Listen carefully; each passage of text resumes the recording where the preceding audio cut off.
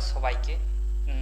পড়েছিলাম, তো পড়তে পড়তে হঠাৎ দেখি যে কল আসে দু তিনজনকার, তো দেখি যে কলকাতা পুলিশের এসআইয়ের যে পরীক্ষাটা হয়েছিল 2023 সালে, সে 2023 ছিল, 2024-এ পরীক্ষা হয়েছে, হ্যাঁ, তাহলে সেটা রেজাল্ট পাবলিশ হয়েছে। তো অনেকে জানার জন্য মেসেজ করছে যে দাদা কী হলো রেজাল্টে।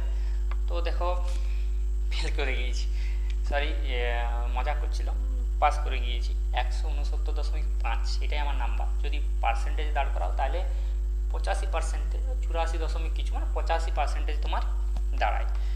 দেখো, অনেকে বলবে যে এটা প্রিলিমস, এটা নিয়ে অত মাথামাথি লাফালাফি করার কোনো প্রয়োজন নেই। আমিও এই কথা বলবো যে যারা যারা পাস করেছো, এসআইয়ের মতো পরীক্ষা পাস করা একটা বড় ব্যাপার ওটাই, কিন্তু প্রিলিমস পাস করা কোনো বড় ব্যাপার নয়। লাস্ট স্মাইলটা তখনই হাসা দরকার যে ফাইনাল মেরিটে যখন নামটা আসবে, এটা আমি জানি।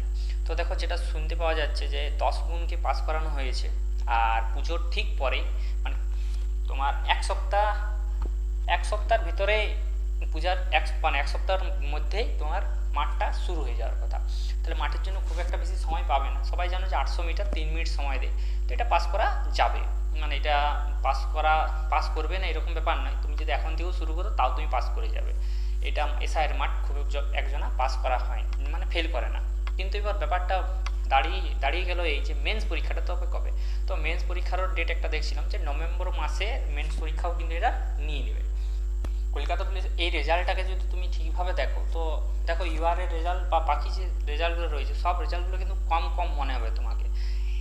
মানে এসআই এর পরীক্ষা, সেই পরীক্ষার মানে আগের বারের থেকে তো কম গিয়েছে, এটা তো ঠিকই আছে, কিন্তু আমার মনে হয় এর থেকে বেশি যাওয়া উচিত ছিল। মোটামুটি 130 থেকে 140, তো 140 আমি ধরেছিলাম যে 130 থেকে 140 যাওয়া মিনিমাম, এটা উচিত ছিল একটা জেনারেল ক্যান্ডিডেটের জন্য, কিন্তু এটা যায়নি। সেই অনুসারে এটা দেখতে পারো যে দেখো, যদি কোয়েশ্চেন লিক বা পেপার লিক যদি না হয়, পশ্চিমবঙ্গের কাট অফ কিন্তু কমেই যাবে, খুব একটা বেশি যাবে না। এই পরীক্ষাটা আমার মনে আছে যে কলকাতা পুলিশের কনস্টেবলের যে ইন্টারভিউটা হয়েছিল, সেই ইন্টারভিউটা ঠিক পরে হয়েছিল, মানে কিছুদিন পরে এই পরীক্ষাটা কন্ডাক্ট করানো হয়েছিল।